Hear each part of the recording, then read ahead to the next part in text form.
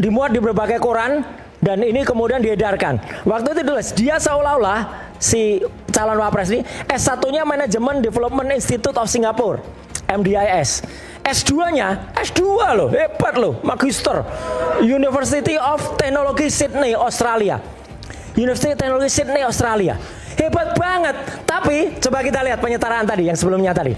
Ternyata pemerintah Republik Indonesia hanya mengakui, jadi tadi kan UTS, S2, University of Technology, ternyata hanya mengakui telah menyelesaikan pendidikan grade 12. Loh, kalau grade 12 itu ya SMA. Di UTS Insert.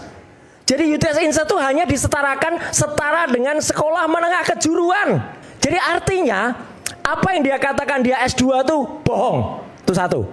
Yang kedua adalah dia kan nulis SMA-nya adalah Orchard Park Secondary School. Itu hanya 2 tahun. Mana ijazahnya? Nggak ada ijazahnya SMA-nya. Ini salah besar. Kita sudah cek. UTS itu hanya program untuk masuk ke perguruan tinggi. Bukan universitas, bukan strata. Oke, bukan postgraduate. Bukan postgraduate. Dan itu sekarang sudah bubar. Namanya sekarang jadi UTS College. Kalau memang dia bukan SMA, ngaku saja. Ngaku saja anak SMP. Kalau anak SMP kayak gini kan sebenarnya nggak apa-apa juga. Dan kalau SMP ada implikasi karena bahaya sekali. Nah, mau ngaku anak SMP, aku anak sekolah. Sebentar, Mas Wahid. Ini serius. Kalau seandainya SMP, maka itu punya implikasi terhadap hukum terhadap posisi karena dia wakil nggak sesuai presiden. dengan undang-undang. Di undang-undang minimal SMA. 2017 minimal SMA. Jadi dia harus gugur. Ijazah, foto ijazah berkacamata itu satu-satunya di Indonesia adalah Pak Joko Widodo, dan satu-satunya UGM, ijazah UGM, ya.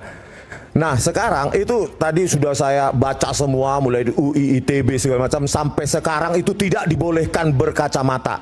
Nah UGM ya untuk menyesuaikan foto ijazah berkacamata Jokowi diubahlah aturan itu entah mulai kapan. Karena tahun 98 saya lulus teknik elektro UGM itu nggak boleh itu sama sekali tuh, pantang. Nah, sekarang yang kita baca syarat yudisium di UGM itu boleh berkacamata asal jangan hitam. Jadi boleh kacamata pink, kacamata biru terong, kacamata jingga, kacamata hijau tua, kacamata kuning pelangi, jingga biru demi Jokowi. Dan itu fotonya Dumatno itu. Ada di buku saya. Bayangkan, Bang. Artinya apa? UGM seharusnya membuat syarat itu berdasarkan saintifik. Kenapa sih dilarang kacamata itu? Karena memang ini ada titik-titik kunci muscle, ada gradasi warna yang perlu untuk identifikasi seseorang itu. Jadi makanya pantang dilarang menggunakan kacamata, apalagi di ijazah. Tentunya foto ijazahnya Pak Jokowi berkacamata, ya sudah melanggar aturan itu. Oleh karena itu ya kita kembali ke awal lagi, ujungnya kembali ke awal. Tidak ada foto ijazah berkacamata apalagi UGM. Jangankan UGM, foto di SIM saja nggak boleh kacamata, foto di KTP nggak boleh berkacamata, foto di paspor nggak boleh berkacamata. Itu bukan hanya sembarang larangan, itu memang saintifik. Sekitar mata itu sangat dibutuhkan untuk identifikasi, makanya dilarang. Pertanyaannya sekarang, kenapa UGM Anda cuma melarang kacamata hitam saja, kacamata kelabu, kacamata jingga nggak boleh ya gitu. Bahkan kacamata las, kacamata renang juga boleh berarti. Saya nyatakan dalam buku ini, ya, ijazah SD Jokowi aja palsu, Pak. Ijazah SD? SD Jokowi palsu. Dari mana itu? Apa buktinya? Formatnya aja beda dengan ijazah SD tahun itu yang lain-lain. Yaitu pada kolom nilai dengan huruf, itu di ijazah Jokowi ditulis A, B, C, D. Padahal harusnya kan 8, 7. Angka? Ya. Oke. Ya. Anda punya kopiannya itu? Ada semua di buku saya. Dari mana Anda dapatkan itu? Kan kepala sekolahnya itu jumpa pers gitu ya. Ada di TV. Oh, enggak, waktu Anda mempermasalahkan itu kepala sekolahnya jumpa pers? Iya. SD mana itu? SD Tirtoyoso itu. Solo? Ya. Oke, itu SD. Ya. Lanjut Pak. Nah mungkin kan kepala sekolahnya itu sudah dibikin jauh-jauh kecil supaya nggak terlihat gitu. Anda foto? Saya zoom. Gitu loh. Ya logikanya tuh lompat-lompat. Nah, jadi saya ketika tambah. kita ada di sini, orang yang nggak ada, dia akan berubah lagi. Jadi saya tambah. Nah ini masalah. Karena Pak Iman baru kasih tahu saya, ya itu Saya clear. lebih percaya Bang Victor daripada Anda. Saya juga tidak percaya dengan Anda. Anda siapa? Anda Saya siapa? penulis Jokowi ada Anda siapa? Anda siapa? Anda itu terpidana. Ini orang nggak ngerti perkara. Anda itu siapa? Saya Ini orang nggak ngerti perkara. Juga tidak percaya dengan Ini orang nggak ngerti Anda perkara. kemarin yang masalah jangan tunjuk-tunjuk gitu. merendahkan orang ini, Bang. Keberatan? Mengatakan Anda siapa? Anda siapa? Kenapa? Oke, Ya, oke. kamu siapa? Kamu siapa? Lah, kamu siapa? Kamu siapa? Kamu Risman kan? Nah, iya. Ya udah. Ayo. Pak Betor, Kau merendahkan lanjutkan. orang kau. Coba. Kau merendahkan orang bagaimana? Kau merendahkan orang? mengatakan Bambang Tri itu Anda siapa? Ya, saya tanya, dia akan saya. Dia Bambang Tri. Ya, Bambang Tri. Dia Bambang tidak Tri. penjilat. Ya, kata saya tidak penjilat. Saya berkata penjilat. Dia Kau nggak ngerti perkara. Balik satu lagi. Saya hari ini mau katakan bahwa Pak Jokowi sedikit pun tidak gentar dengan apa yang terjadi. Satu, beliau mengatakan bahwa saya tidak ada masalah dengan ijazah ini. Ya udah tunjukkan Bahkan kalau nggak ada masalah. Bentar. Anda terus ngomong. Oke. Nanti saya buka semua tentang kalian malu. Oke. Kalian ini saya lihat hari ini buat ini, besok buat ini, besok apa lagi? Mas mantan menteri loh Mas. Satu hal saja. Masa Mas. katanya lawyer nggak Saya ngerti hari undang-undang Selasa dasar. yang lalu ketemu langsung Pak Jokowi, diskusi lebih kurang 30 menit. Ya terserah, mau Sedikit ketemu saya pun juga dia nggak ketemu tidak nggak gentar apa-apa. dengan- Nggak ada soal mau ketemu. Segini. Nggak ada nilainya sama Sebentar. sekali ketemu atau Sebentar. enggak. Bukan, saya mau sampaikan. Nggak ada nilainya. Sedikit pun Pak Jokowi tidak Bentar, gentar Bang dengan Mamun. apa yang kalian lakukan. Ya udah, mah nggak gentar, Perlu nggak gentar. dicatat Hadapi itu. sendiri. Saya juga nggak gentar dengan Anda.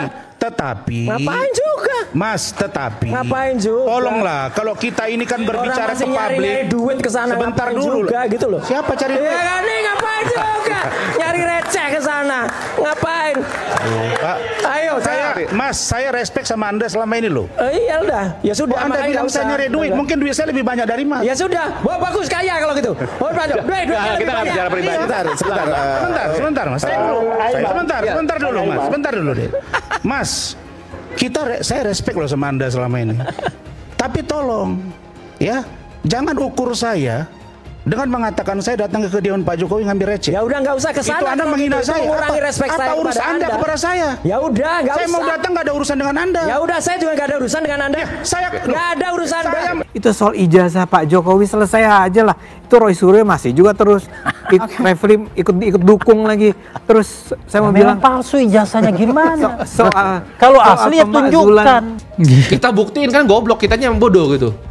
Mantan presiden kita, beliau nggak ngapain ijazah palsu. Terus gue baca komen-komennya kan. Komen-komennya siapa? Ya kalau nggak palsu tunjukin ijazahnya lah. Kan lu yang nuduh. Kenapa misalnya beliau gitu, Pak Jokowi nggak tunjukin ijazahnya? Karena dia yang dituduh.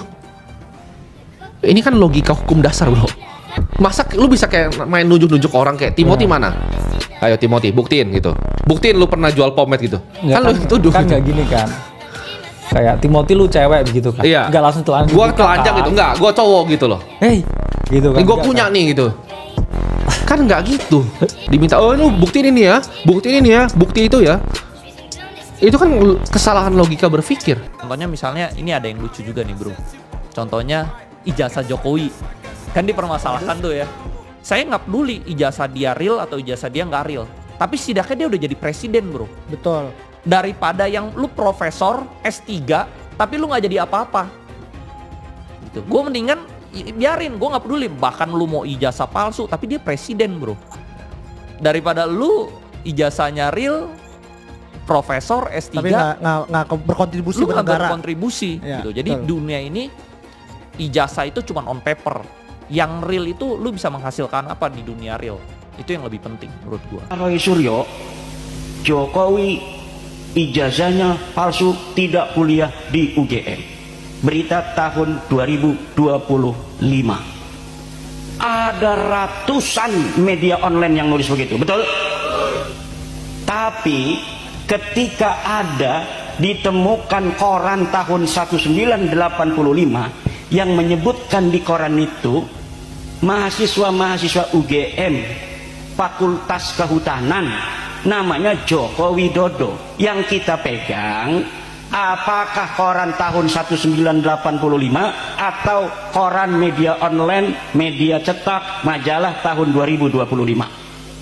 Tahun 1985. Kenapa? Karena kejadiannya TKP-nya itu ada di UGM tahun 1985. Teman yang sejati gitu loh, jangan ditinggalkan Pak, jangan dilupakan. Habib Rizik ini harus diangkat untuk membenahi Indonesia juga. Diajak dong jadi menteri, itu dirangkul gitu loh Pak. Pak Amin Rais dulu dan Mas Rasulullah. Iya. Itulah teman sejati Pak Prabowo Subianto, bukan para penjilat-penjilat termulia yang justru termul ini si pengkhianat. Ini akan rusuh Pak, serius. Kami 12 orang ini bukan orang biasa Pak. Kami punya bukan punya banyak masa apa-apa, rusuh Pak. Itu ibu-ibu, maaf ya saya minta maaf, oknum-oknum relawan Anies semuanya. Ini berarti di balik proyek ijazah ini ada relawan Anies gitu? Oknum-oknum, tidak semuanya. Yang sakit hati dengan Jokowi, yang dibawa oleh Kojenudin, dibawa oleh Roy Suryo dan kawan-kawan untuk aksi di UGM, aksi di mana-mana. Berarti ini murni pasukan barisan sakit hati membenci Jokowi begitu? Itu orang-orang tuh. Ijazah ini hanya sebagai salah satu. Ya, alasan saja untuk menggulingkan Gibran, menghajar Prabowo. Anies Baswedan soroti gaji dan tunjangan DPR, ganggu rasa keadilan bagi semua. Emang unta satu ini nggak pernah ngaca kalau ngomong. Dia selalu mengatakan lihat rekam jejak, tapi dia lupa rekam jejaknya sendiri. Nih rekam jejaknya. Anies naikkan tunjangan perumahan pimpinan DPRD DKI jadi 78,8 juta. Masa lupa nih sama kejadian 3 tahun yang lalu. Lalu ini yang keterlaluan. Gubernur DKI Anies Baswedan naikkan tunjangan DPRD tembus 177 miliar. Lupa lagi nih sama kejadian yang ini. Emang onta itu sering lupa ya nih. Indonesia bener-bener lagi mau diadu domba. Ya jadi belakangan tuh gue baru dapat kabar nih, nggak tahu bener atau enggak ya, kalau Indonesia tuh lagi mau diadu domba antar ras, antar agama kayak gitu loh. Ya jadi ada beberapa info kalau ada beberapa titik-titik di jalanan dan di tol, kalau ada orang-orang disebar untuk ngeprovokasi dengan neriak-neriakin orang Cina kayak Cina.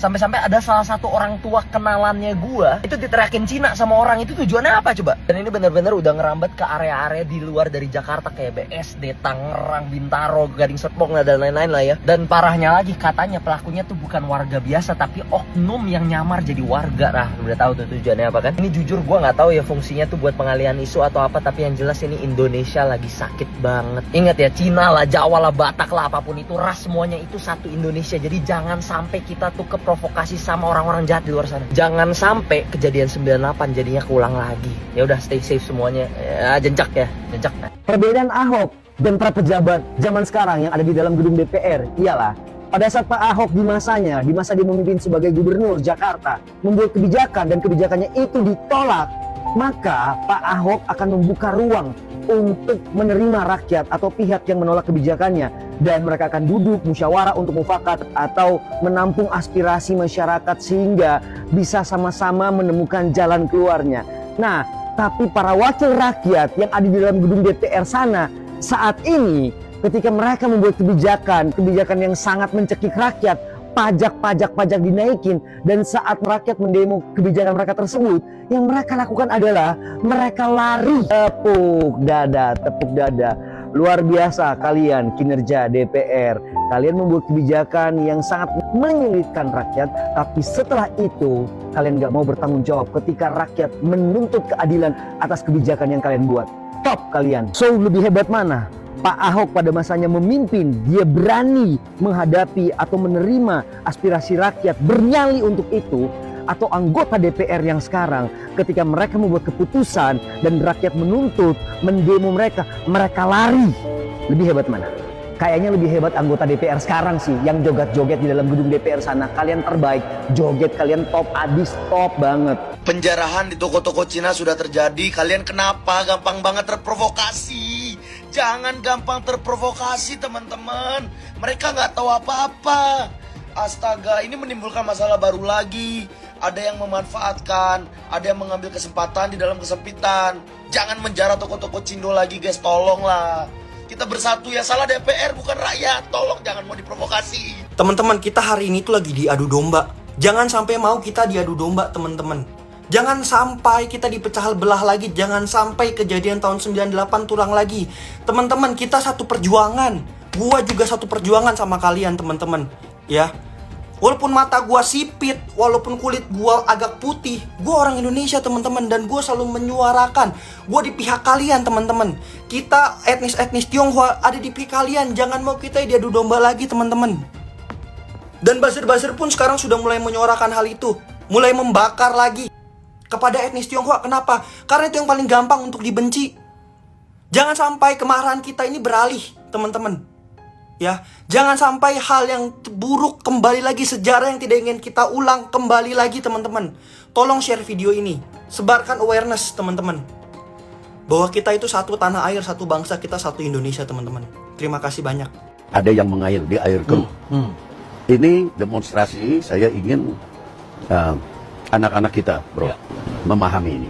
Kalau toh berhasil merubah sesuatu, ini akan memakan anak-anaknya sendiri. Karena kalau revolusi itu pasti korbannya anak-anaknya sendiri. Dan yang akan nunggangin itu orang yang tidak ikut apa-apa. Ini namanya mengail di air keruh. Sekarang gini, waktu almarhum korban dia meninggal, kalau yang datang polisi sama Brimob bilang, tapi ada orang yang datang, dia apa hubungannya ya? Politisi. Nah, jadi itu saya lihat udah mulai ada yang mau memancing di air keruh. Itu yang paling perlu lihat. Itu kan kita lihat di TV lu, kok saya lihatnya apa hubungannya ya orang ini? Kok datang? Lah, padahal yang mestinya datang minta maaf kan udah ya polisi, presiden minta maaf, itu memang harus tuntutan penuh itu secara moral yes. Tapi kalau datang orang kecil lu apa hubungannya lu?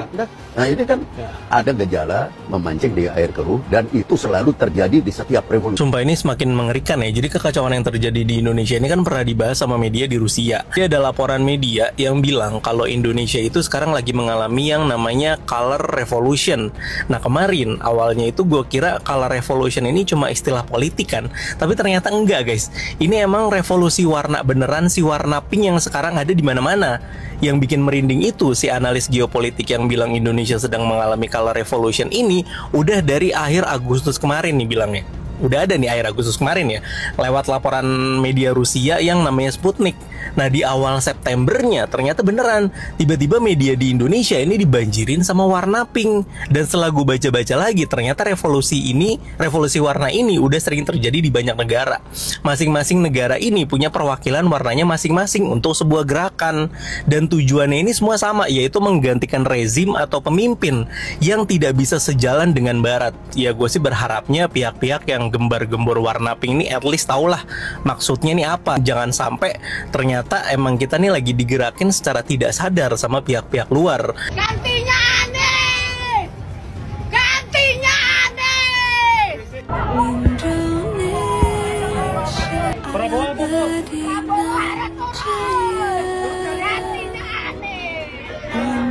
Siapa Hendro Priyono yang keluar mengatakan ada dalang? Sudah ada saya kantongi namanya. Kamu dalangnya. Kami harus ditangkap Hendro Priyono. Kamu berhenti untuk menipu publik dengan manuver-manuver politik dengan seolah-olah kamu satu jenderal senior, mantan intelijen yang hebat. Kamu nggak dihitung. Ada yang main gitu. Ya, itu dari sana, dari luar.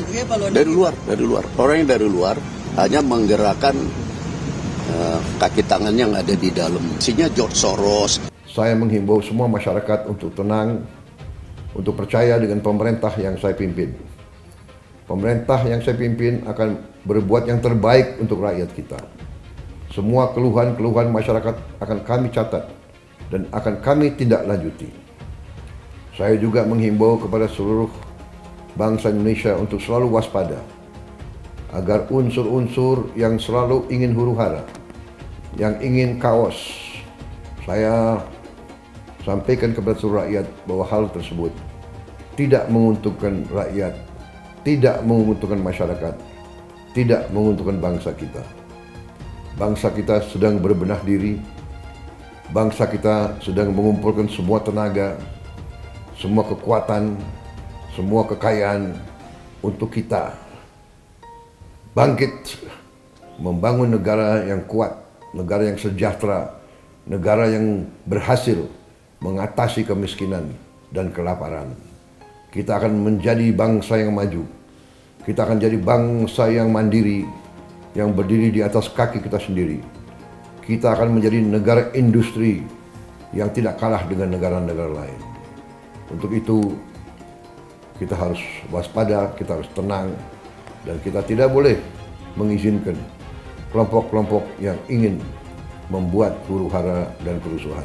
Buat Ahmad Saroni kamu terima. Itu adalah hasil dari kemarahan masyarakat yang lu bilang katanya tolol. Kita lihat juga di situ ada hasil jarahan aneh-aneh ya. Ada Iron Man, ada juga hasil jarah jam tangan Richard Mille, itu kolaborasi dengan McLaren, sekitar harganya sekitar 15 miliar. Itu nggak tahu asli apa palsu, tapi kalau lihat Ahmad Saroni sungkem dulu itu mungkin asli. Dan nggak cuma sampai situ, ini bener ijazahnya Ahmad Saroni itu ngapain orang jarah, tapi kita lihat hampir nilai semuanya rata-rata 6. Kelihatan banget sekarang siapa yang tolol, Anda apa rakyat. Ditambah memalukan sekali dia kabur ke Singapura. Itu rumahnya sampai ada yang berenang di situ. Tapi ya sudah. Maka jangan menyampaikan hal-hal seenaknya, bubarin DPR. Jangan. Mental manusia yang begitu adalah mental orang tertolol sedunia. Catat nih, orang yang cuman mental bilang bubarin DPR, itulah orang tolol sedunia. Aku bener-bener murka banget ya lihat kearoganan dari karyawan kita di DPR, Ahmad Saroni dari Partai Nasdem. Kenapa kita minta untuk bubarkan DPR? Satu, mereka udah gagal dalam menjalankan mandat dari masyarakat yang diberikan kepada mereka. Tapi kalau bicara dengan tunjangan, ngatain tolol pun berani mereka kepada masyarakatnya. Luar biasa ini ya, karyawan rakyat kita yang nggak tahu diri. Apa sih capaian pekerjaan kamu sampai saat ini gitu ya? Aku lihat kamu di Instagram seneng banget tuh untuk pamer-pamer kekayaan ya kan. Wah, crazy rich Indonesia man, sultan gitu, motornya, mobilnya, wow, wadidaw, kaya banget lu bro. Kalau beneran kaya dan udah kaya, kenapa masih maruk mau mempertahankan tunjangan dari pajak hasil kerja rakyat Indonesia yang bekerja dengan sangat keras, sangat jujur, desak-desakan di transportasi, susah cari pekerjaan yang pengen kamu pajakin kemana-mana itu. Ngapain mau ngambil duit kita kalau memang kamu sudah crazy rich? Nah sekarang kita bahas nih kesombongan kamu, ya kan? Katanya orang tolol sedunia. Tahu diri ya, kalau berani ngatain bos kamu, setidaknya jangan dimakan duitnya. Udah setiap hari dimakan duitnya, di-enjoy tanggungannya, bisa gila hormat petantang-petenteng, ngatain tolol lagi. Sorry Anies terbaik. Indonesia butuh Anies. Setujukah Anies presiden? Anies. Catat nih, orang yang cuman mental bilang bubarin DPR, itulah orang tolol sedunia. Makanya saya berani katakan di sini, hei orang miskin, hei orang melarat, tidak usah bayar pajak karena pemerintah haram mengambil pajak dari orang-orang miskin dan melarat, saudara. Allah mewajibkan zakat hanya kepada orang kaya. Haram ambil pajak dari rakyat, saudara. Haram, apalagi dari rakyat miskin yang melarat, yang nyari kerja susah, yang makan susah. Haram kau ambil pajak dari mereka. Lalu Prabowo lengserkan dia, setuju gak? Setuju gak? Dukung tidak? Takbir. Kita akan seret mereka semua untuk dijebloskan ke dalam penjara. Takbir. Setuju tidak? Setuju tidak? Nggak berkelahi aja kita adu biar dia berkelahi. Besok Ustadz Somad tolong datang ke kantor pajak. Saya datang, saya taat pajak. Orang bijak taat pajak. Datang sebagai warga negara Indonesia yang baik. Saya datang. Ada apa Pak Kepala Pajak? Ya Ustadz, sudah kami cek ternyata pendapatan YouTube 1 bulan 150 juta Ustadz bayar pajak. Bapak cek kemana duit itu mengalir dari YouTube. Tidak ada seperak pun ke rekening saya. Langsung beli beras, beli minyak, beli kompor, beli kelas, beli semuanya. Justru saya yang minta kepada pegawai-pegawai pajak, bersedekahlah kalian di jalan Allah Subhanahu wa taala. Karena kalian menghitung, mengumpulkan uang. Kalau kalian tidak bisa bersedekah, zalim, aniaya, neraka jahanam tempat kalian. Tidak ada cerita Ahok dengan Anies. Ketika saya kalah, saya langsung kasih Anies penghargaan, ucapan segala macam. Tapi yang tidak bisa saya terima, ketika Anda menang, Anda pidato memecah belah bangsa. Bahwa Jakarta udah kembali ke pangkuan pribumi yang dijajah selama ini. Itu teksnya di mana-mana. Itu sangat memecah belah bangsa. Saya ini asli Indonesia sesuai undang-undang loh. Apa kata saya namanya Ahok? Itu yang tidak betul seorang Anies lakukan. Bagi saya Anies sangat tidak negarawan. Anda udah menang, yes okay gitu loh. Saya juga tidak bawa ke MA, nggak bawa ke MK. Waktu Anda ulang tahun DKI saya juga datang. Tapi kenapa Anda mesti pidato seperti itu? Bapak Politik Identitas Indonesia Anies Baswedan, Bapak Intoleransi Indonesia Anies Baswedan. Jangan lupakan, jangan terlena, jangan sampai dia pecahkan kita dengan dagangan ayat dan mayatnya. Air itu turun dari langit, turunnya ke atap rumah langsung sumur bor, bukan ke sungai dan ke laut. Syukuri kenapa kalah, kenapa ditahan. Saya bersyukur atas itu semua. Saya coba bayangkan ya, kalau seandainya waktu itu kita menang, gitu ya, hari ini belum tentu kita bisa nikmati seperti ini. Kita bersyukur 5 tahun Tuhan izinkan kasih ke orang yang pintar ngomong untuk kerja. Coba kalau kita bayangkan gitu ya, kalau kemarin saya masih jadi gubernur, ini saya udah turun ini. Tapi yang pintar ngomong itu dikira orang hebat kan? Langsung ketahuan karakternya. Langsung ketahuan itu. Di saya juga ada kutipan Pak di kamar saya Pak. Tulisannya, Jakarta telah mengambil keputusan yang fatal. Dan ini melawan sunatullah. Kenapa? Air itu turun dari langit ke bumi, bukan ke laut. Harusnya dimasukkan ke dalam bumi, masukkan tanah. Di seluruh dunia air jatuh itu dimasukkan ke tanah. Bukan dialirkan pakai gorong-gorong raksasa ke laut. Jakarta telah mengambil keputusan yang fatal. Bukan banjir, itu memang parkir air. Bukan banjir, itu memang parkir air. Penjajahan di depan mata itu di Jakarta. Dulu kita semua pribumi ditindas dan dikalahkan. Kini telah merdeka. Kini saatnya kita menjadi tuan rumah di negeri sendiri. Banyak kaum milenial yang komplain bahwa mereka tidak mempunyai saving dan bingung bagaimana untuk melakukan saving. Bagi kaum milenial, gaji setiap bulannya habis untuk belanja dan biaya hidup. Video kali ini akan menunjukkan bagaimana kalian kaum milenial bukan hanya bisa mempunyai saving, bahkan kalian bisa melakukan investasi. Dan investasi kalian bisa bernilai miliaran nantinya. Tapi sebelum video ini dimulai, saya mau mengajak kalian smart traders untuk like di video ini supaya saya mengetahui kalian menyukai video yang saya bagikan. Dan juga berlangganan di channel ini dengan cara subscribe dan bunyikan tombol loncengnya supaya kalian mendapatkan notifikasi setiap kali saya upload video. Anda yang menonton video ini wajib untuk mengetahui bagaimana cara kerja uang dan bagaimana menggunakannya sebagai alat. Selanjutnya kalian wajib untuk mengetahui kenapa kalian wajib untuk menginvestasikan 15% dari income Anda.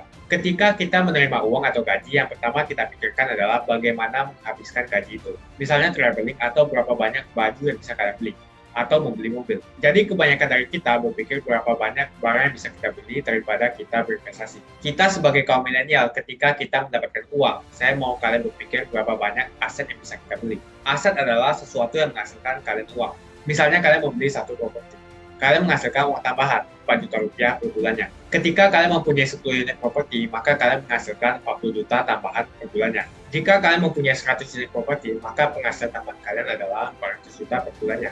Dengan investasi aset tanpa harus melakukan kerja. Properti bukan satu-satunya tempat untuk kita melakukan investasi. Terkadang untuk memulai investasi di properti membutuhkan modal yang besar. Alternatif lain adalah kita bisa berinvestasi di pasar modal seperti saham. Untuk mengubah mindset kalian, tanyakan kepada diri kalian ketika uang datang, maka investasi di aset apa? Investasi apa yang akan kalian beli dan aset apa yang akan kalian beli. Bagaimana caranya untuk menggunakan uang untuk menghasilkan uang lebih banyak lagi. Ketika kalian mengubah persepsi kalian tentang uang, maka semakin gampang untuk memulai berinvestasi dan menyisihkan uang untuk memulai investasi. Sebelumnya, untuk menyisihkan uang merupakan sesuatu yang tabu. Kalian mengorbankan untuk membeli mobil yang bagus dan kalian mengorbankan untuk traveling. Dengan kalian mengubah cara pandang, maka kita bisa menerima untuk menyisihkan uang demi investasi. Saya mau memperkenalkan pembagian metode 75, 15, dan 10. Artinya setiap $1 yang kalian terima, 15 sen adalah minimal untuk diinvestasikan, 10 sen untuk minimal untuk disimpan, dan 75 sen maksimum untuk biaya hidup. Sudah bukan menjadi rahasia lagi bahwa investasi adalah alat untuk membangun kekayaan. Kita tidak diajarkan di sekolah tentang bagaimana untuk berinvestasi. Dan terbukti lebih dari 50% penduduk Indonesia tidak memiliki simpanan. Katakanlah penghasilan kalian setahun adalah 300 juta. Artinya 15% kalian sisihkan untuk diinvestasikan adalah 45 juta. Rata-rata kenaikan indeks saham Amerika adalah 8% hingga 10% di tahunnya. Katakanlah investasi kalian setahun 7%. Jika kalian usianya 21 tahun dan setiap tahunnya kalian sisihkan 15% untuk diinvestasikan, maka saat umur kalian 65 tahun, kalian bisa melihat investasi kalian berkembang hingga 19 miliar. Jadi untuk kaum milenial, kalian sangat beruntung karena kalian memiliki waktu. Kalian memiliki waktu 45 tahun untuk melakukan investasi. Jangan khawatir untuk memulai saat ini juga. Mulailah sisihkan 15% dari penghasilan kalian setiap tahunnya. Sisihkan setiap tahunnya 15% untuk diinvestasikan. Karena jika kalian terus menunda, maka kalian akan menyesal di hari tua. Janganlah kita memiliki mindset untuk selalu bergantung kepada pemerintah untuk mendapatkan bantuan. Ada banyak sekali aset yang bisa kita investasikan di pasar modal untuk meningkatkan kekayaan kita. Jika kalian ingin investasi yang aman, kalian bisa investasi di gabungan saham seperti indeks yang returnnya 8 hingga 10%. Atau kita memilih saham secara individual yang perusahaannya berkembang secara pesat, atau kita memilih perusahaan yang blue chip. Semua ini tergantung toleransi kalian terhadap risiko yang sudah saya bahas di video lain. Pada intinya, saya ingin kalian yang menonton video ini untuk menyisihkan 15% tabungan Anda untuk diinvestasikan. Bisa dalam bentuk aset apapun. Kebanyakan dari kita menyesal dan menanyakan kenapa saya tidak memulai investasi dari 10 tahun yang lalu. Maka itu, investasilah hari ini.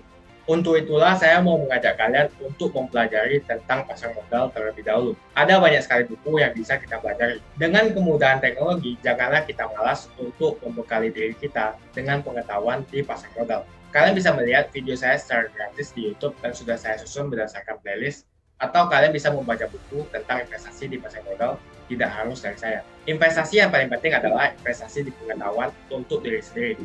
Dan yakinlah investasi itu akan membuahkan hasil ribuan kali lipat ke depannya. Tidak semua orang bisa menjadi investor, apalagi mereka yang malas untuk belajar. Dengan kelas trading, saya yakin kalian bisa meningkatkan pengetahuan investasi kalian dari yang pemula hingga menjadi investor profesional. Dan ini sejalan dengan misi saya untuk membangun 10 juta investor di Indonesia. Jadi setelah menonton video ini, segera buka sekuritas gratis dengan link di kolom deskripsi.